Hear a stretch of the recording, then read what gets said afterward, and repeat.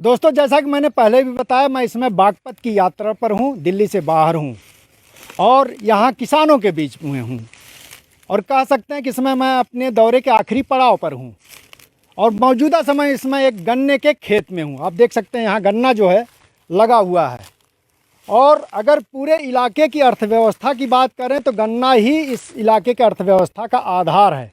यहाँ के किसानों का जो रोजी रोटी है, जो उनका जीवन है, उनके जो भविष्य का पूरा निर्माण है, जो पीढ़ी है अगली, वो सब गन्ने पर निर्भर रहती। गन्ना और गेहूँ में भी गन्ने को तरजीह दी जाती है। तो कह सकते हैं पूरा किसानी जो है गन्ने के भरोसे चलती है। लेकिन ये सबसे ज़्यादा संकटग्रस्त है, एक त्रासदी के दौर से गुजर रही है और मैं इसको नहीं बताऊंगा। अभी पिछली जो बातचीत हुई है, सब लोगों ने बताया है कि जो गन्ना का मूल्य है पिछले 4 सालों से 1 पैसे नहीं बढ़ाया गया है। ये सरकार आई थी, उसने कहा था कि किसानों की आय को दुगना करेंगे, लेकिन सच्चाई जो निकल कर के सामने आ रही है उसमें आय दुगना करने की बात तो दूर, आम किसानों का ना 30 से 40% का नुकसान हुआ है हर किसान का। तो आप समझ सकते हैं कितनी बड़ी त्रासदी है। महंगाई सुरसा की तरह बढ़ रही है, डीजल, बिजली, पेट्रोल सबके दाम बढ़ रहे हैं। और शुरुआत करते हैं, क्योंकि नौजवान सबसे अहम भूमिका किसी भी आंदोलन में निभाता है और इस समय जब 3 कानूनों के खिलाफ आंदोलन चल रहा है, नौजवान क्या सोच रहा है? आप अपना पहले शुभ नाम बताइए। मेरा नाम सचिन कुमार, गांव पखरपुर, डिस्ट्रिक्ट बागपत, यूपी। तो सचिन जी, अभी ये बताइए कि वहाँ देखिए आंदोलन चल रहा है 3 कानूनों के खिलाफ। आप यहाँ गांव पे हैं, नौजवान की दृष्टि से पूछें तो, किसान की दृष्टि से पूछें तो, और भविष्य की पीढ़ी के निर्माता के तौर पर पूछें तो भी आप कहाँ खड़े हैं? देखिए, मैं अपने किसान भाइयों के साथ हूँ। 2014 में जो प्रधानमंत्री मोदी जी ने बड़े बड़े वादे किए थे, वे कोई भी सब झूठे थे। हमारा गन्ना है, हम गन्ने की पैदावार करते हैं और इसी के हमारे जो है अर्थव्यवस्था इसी पर है। हम गन्ना मिल को देते हैं, पहले इसके परिश्रम करते हैं, उसके बाद मिल वाले, देखो कोई भी मिल हो, फैक्ट्री हो या कोई भी कर्मचारी हो, सरकार से ऊपर कुछ नहीं होता। हम अपना गन्ना देते हैं, पैदा करते हैं, 1 साल उसमें मेहनत करते हैं, मिल वाले उसकी चीनी बेचते हैं, खोई बेचते हैं, शीरा बेचते हैं, दारू बेचते हैं, सबका पेमेंट नगद लेता है। लेकिन हमारा 2 साल हो लिए, 18 महीने का पेमेंट अभी तक नहीं आया, क्योंकि ये चाहते हैं, ये सब सरकार की राजनीति है कि किसान को यदि समय पर पैसा मिला, वो अपने बच्चे को पढ़ाएगा, आगे विकसित होगा, और यदि हम यहीं पे रहे तो सरकार हम पर राजनीति कर सकेगी। यही सरकार के मंसूबे है, जिसे हम बिल्कुल भी सफल नहीं होने देंगे। हमने सरकार का साथ दिया था, उसको वोट दी थी कि हमारा भविष्य वो होगा, रोजगार की तरफ चलेगा, उज्जवल होगा, हमारे बच्चे आएंगे, पढ़ेंगे, अच्छी शिक्षा प्राप्त करेंगे। लेकिन सरकार ने इतनी महंगाई की है कि आज हम अपने खेतों के लिए जुताई करना भी हमारे लिए असंभव है।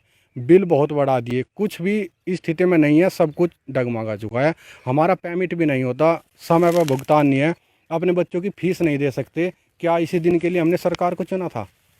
आप अपने बारे में अगर व्यक्तिगत रूप से पूछें तो आप क्या खेती पर ही निर्भर है आपका परिवार? जी, हमारा परिवार, हमारे बाबा, पापा और हम खेती पर निर्भर है और हमारे कोई ज़्यादा भी ज़मीन नहीं है। लेकिन यदि सरकार समय पर इसका भुगतान कराए, 12 बीघे हमारे पास ज़मीन है, तो हम अपने बच्चों का, 2 बच्चों का लालन पालन कर सकते हैं।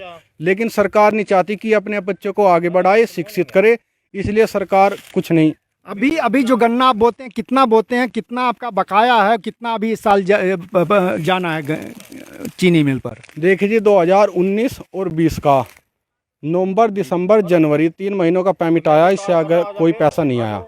आता है 8 दिन का 5,000 रुपये। बताइए जी, हम 5,000 रुपये में अपने कौन से बच्चे की फीस दें, उसमें क्या कर लें? क्या सरकार मिल वालों को ये नहीं पूछ सकती, भाई आपने चीनी बेची, खोई, शीरा, दारू सब कुछ तो बेच दिया, क्या किसानों का पेमेंट नहीं मिला? क्यों नहीं मिला? बताओ जी, क्यों नहीं मिला? आपके पास आप फिर आएंगे हम। अब आपसे पूछते, शुभ नाम बताइए अपना। और सैन नाम है, शुभ नाम, गांव पखरपुर। अच्छा, ये जो बकाया का मामला है, आपका व्यक्तिगत बकाया है, और जो समस्या है चीनी मिल की, गन्ना किसानों को, वो क्या है, उसके बारे में तो ये है कि ना तो आज तक गन्ने का पेमेंट हुआ कुछ, क्योंकि मेरे 3 बच्चे हैं और NS काठा पब्लिक स्कूल में पढ़ते हैं, काठा में ही। उनकी आज तक मैं फीस नहीं दे के, अभी कल परसों की बात है, मेरे बच्चों को बाहर निकाल दिया मास्टरों ने। ये क्या कि आप पहले फीस जमा करो, उसके बाद हम आपके बच्चों को अंदर लेंगे, पेपर दुआएंगे। एक बच्चा 10th में है, एक 12th में है, एक 7th में है। समझे। उन बच्चों को भी फीस भी नहीं जा रही मेरे पे। 2 किल्ले मेरे पास ज़मीन है, ऐसा भी नहीं कि मेरे पास ज़्यादा ज़मीन है मैं इधर उधर से इकट्ठा कर लूँगा। मैं तो ये गन्ना डालता हूँ और इसी का पैसा गवर्नमेंट देती है, टाइम पे देती तो मैं टाइम पे जमा कर लूँ, नहीं देती तो मैं कहाँ से जमा करूँ। तो अभी मैं कितने, तो बहुत कितने महीने का बकाया आपको? अब करीबन 4 महीने का तो पिछली साल का बकाया है और इसका 3-4 महीने का ये चला गया गन्ना। इसका कोई पेमेंट ही नहीं, आज तक कोई पैसा नहीं मिला हमें। ऐसे मिल, ऐसे अधिकारी, ऐसी सरकार है। अगर इससे निकम्मी आज तक 45 साल की उम्र में मैंने आज तक ऐसी निकम्मी सरकार देखी ही नहीं। मैं भी करीबन 3 योजना से वोटिंग कर रहा हूँ अपनी, मैंने ऐसी सरकार नहीं देखी। इतनी निहायत ही गंदी और बेकार सरकार, जो किसान के प्रति और मजदूर के प्रति तो कुछ भी नहीं जानती, सिर्फ रईसों के लिए, कपड़ा अच्छा पहनने वालों के लिए, उन्हीं के लिए जानती है और किसी का कोई मतलब नहीं है उस सरकार का हमसे। हम तो इतने परेशान हैं कि बस कहते हैं कि अगर मर जाए तो फिर अपने आप में ही पाप के भागी बन जाएंगे। अगर अपने बच्चों को छोड़ के हम चले जाएं दुनिया से तो अपने बच्चों के लिए ही पाप हो जाएगा हमारे पे कि हम मर गए, बच्चे भूखे फिर भी फिरेंगे। तो इसलिए हम तो मजबूरी में जी रहे हैं और ये चाह रहे हैं कि गवर्नमेंट जो है हमारा पेमेंट दे। गाँव में एक बढ़िया है, अगर हम उससे सामान लें साल भर तक तो वो 2 महीने में 1 महीने में हमारे पास पेमेंट लेने के लिए आएगा। लेकिन हम तो 17-18 महीने तक पैसा नहीं दे रही गवर्नमेंट द्वारी हमारा। इससे बड़ा और किसान क्या दान करेगा? थोड़ा थोड़ा जिससे हम कुछ ना कर सके, हम क्या दान अपने कर बच्चों को पढ़ा ना सके, किसी का उधार ना दे सके, कुछ नहीं। हमारी स्थिति सरकार की ओर खराब है। हम मेहनती बहुत है, किसान हमेशा मेहनती होता है। देखिए ये पीड़ा जरा सुनिए। ये कह रहे हैं कि बच्चे की फीस नहीं जमा करने के चलते सच है ये क्लास बिल्कुल। से निकाल दिया गया। आप समझ सकते हैं कितनी बड़ी पीड़ा है, कितना बड़ा अपमान है। समाज में एक जो नागरिक होता है, सम्मान उसका सबसे बड़ा मसला होता है, और अगर वही जो है खतरे में है, पूरे वजूद का खतरा खड़ा हो जाता है। कह रहे हैं कि आत्महत्या भी नहीं कर सकते क्योंकि बच्चे का भविष्य भी मुझे देखना है और ये अपने तरह का पाप होगा। किस पीड़ा के दौर से गुजर रहा है। ये सरकार आई थी, ये तो कही थी कि हम आपकी आय दुगनी करेंगे। अरे दुगनी की बात करते हो आप, मेरी तो एक 10% 5% भी नहीं रही। दुगनी कहाँ से होगी? मेरे पास 2 किल्ले ज़मीन है, वो गन्ना बो के डाल दिया, उसका आज तक पेमेंट नहीं आया, तो कहाँ पे दुगनी होगी? आप बताओ मुझे, कैसे दुगनी होगी? आप बताओ मुझे कि भाई इस तरह से दुगनी हो जाएगी? आप क्या है भाई, आप गन्ने को घर में रख लो या इसको दो मत तो दुगनी हो जाए, तो पता नहीं मुझे। और ये बिजली, डीजल और दूसरे जो सब चीज़ का रिकॉर्ड तोड़ दिया। ये कहते थे 30 रुपये डीजल देंगे, 35-40 रुपये पेट्रोल देंगे, गैस का चूल्हा फ्री कर देंगे। हमारे घर में तो आज तक फ्री नहीं आया। मैं भी छोटा सा किसान हूँ। कहते हैं उज्ज्वला आओगी, कोई कहता है ये प्रधानमंत्री की योजना फलानी आएगी। 6,000 रुपये देते हैं आप। मैं कह रहा हूँ, सूरज के सामने खड़ा हूँ, आपके मीडिया के अनुसार, कि अगर सरकार मेरा पेमेंट टाइम पे कर दे तो मैं 6 रुपये साल में एक बार गवर्नमेंट को दान दूंगा। 6,000 रुपये साल में अगर मेरा गन्ने का पेमेंट मुझे 14 दिन के अंदर दे दे तो मैं ये दावा करता हूँ कि 6,000 रुपये गवर्नमेंट में दान दूंगा। और बताओ इससे बत्ती मैं क्या करूँ? आय दुगनी की बात कर रहे हो। ये देखो, भैंसे, जंगली जानवर, गाय, आवारा पशु सारी फसल खा जा। सारी रात खेत हम बाढ़ को क्या खुआओगे? ये बताओ। मतलब खेत की रखवाली करनी पड़ती है आपको। ये भी करके भी नहीं रुकते, इनसे भी नहीं रुकते। डंगर कूद देते हैं इनके ऊपर, रात तुम ये रहते हैं, दिन में काम करे, रात को यहाँ सोए। ये कौन कौन पशु आते हैं उनके बारे में जरा बताइए। गाय बछड़े, गाय बछड़े ही हैं सब। गाय बछड़े। कोई भी छोड़ तो देता है। सरकार तो मतलब कह रही थी गाय को पालिए। हमारे हमारे यहाँ तो कोई भी गाय नहीं, कोई गौशाला नहीं, कोई गौशाला नहीं है। हमारे यहाँ पे ना कोई गौशाला है, ना कोई गाय के लिए कोई ऐसा प्रबंध है कि जो हम उसमें गाय बच्चे को छोड़ दे। कोई, हम तो छोड़ते ही नहीं। मेरे घेर में तो खुद एक गाय मैंने बाहर से लाके, जो ये पड़ फिरती है, इन्हीं की एक बच्चिया पाल ली।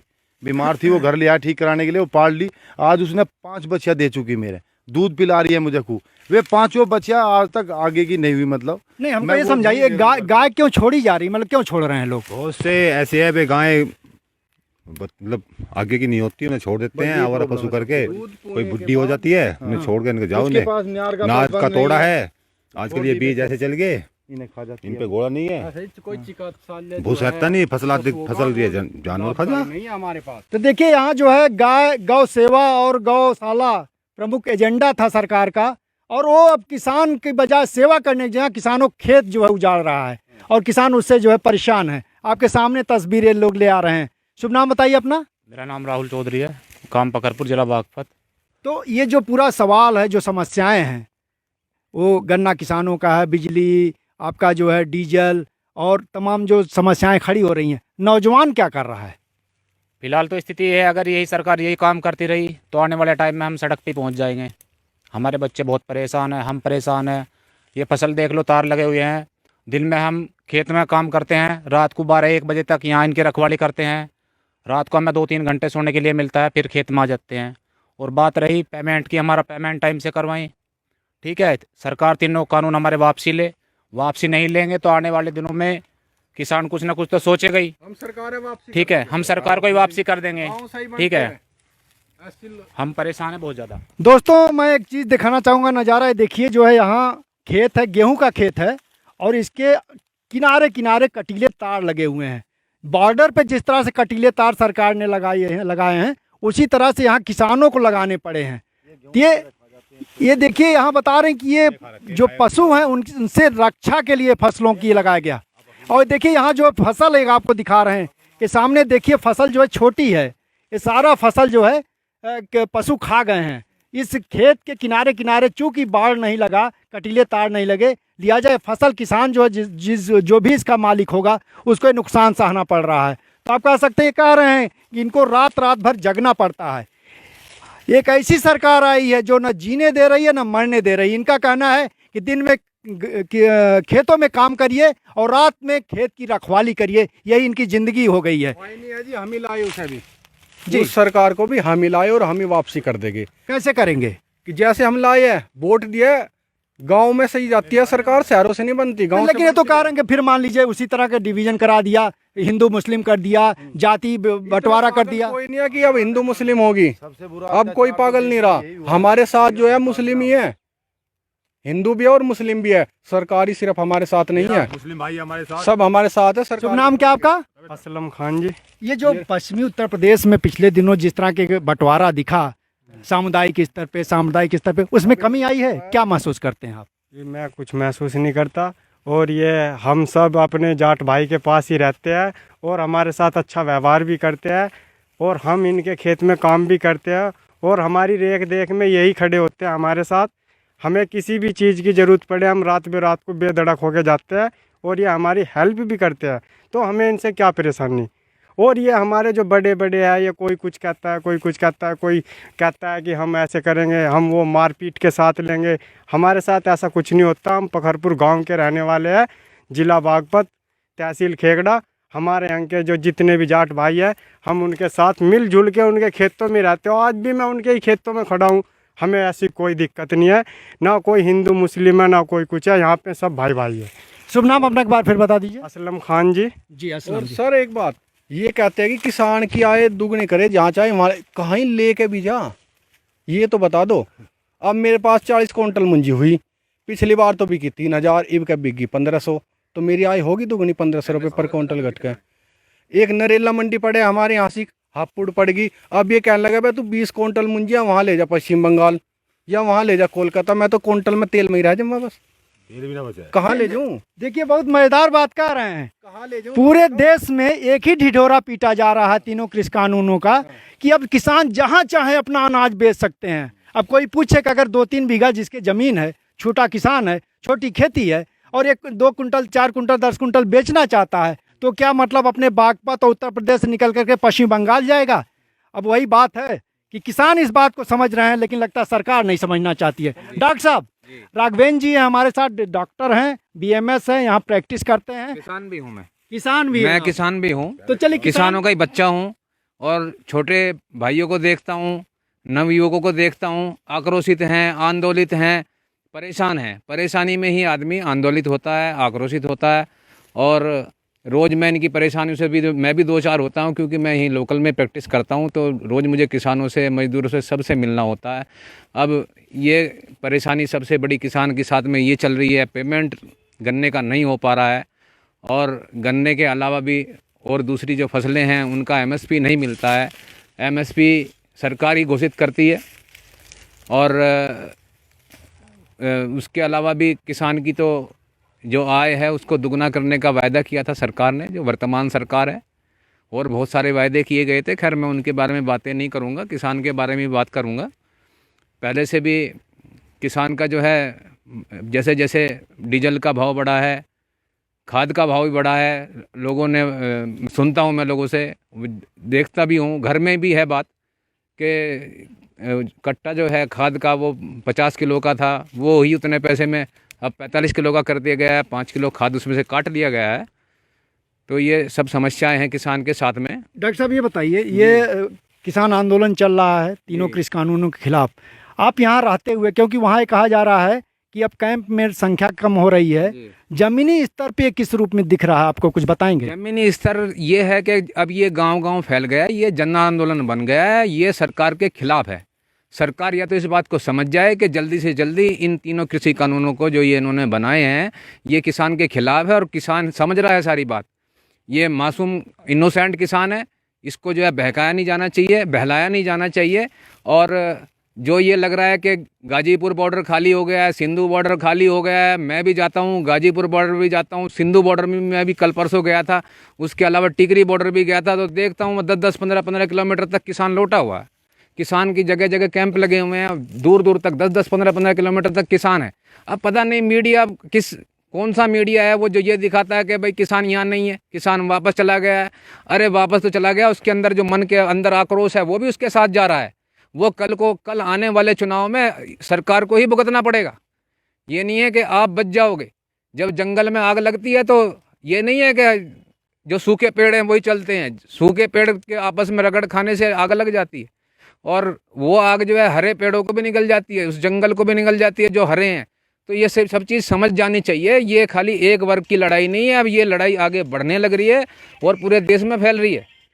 तो देखिए, डॉक्टर साहब का कहना है कि ये जो लड़ाई बढ़ रही है ज़मीनी स्तर पे और जो है पकड़ मजबूत कर रही है और गांव-गांव तक फैल गई है। एक बुजुर्ग हैं, यही बोल रही अच्छा ढीले हो गए। अच्छा।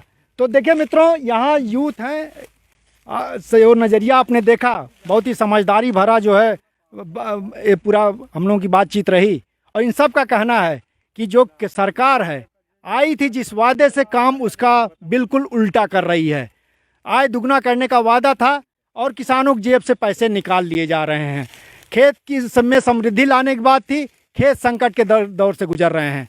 और आलम यह है कि अब जो है खेत को ही इनके जो बाढ़ थी वही खेत को अब चर रही है। तो आप कह सकते हैं एक ऐसे दौर में गुजर रहा है किसान, जहां से उसके लिए अंधकार ही अंधकार दिख रहा है। वो चाहे मान सम्मान गिरवी रखने के स्तर पे हो, चाहे अधिकारों को छीनने के स्तर पे हो, और चाहे अपने बच्चों के भविष्य के सवाल को लेकर के हो।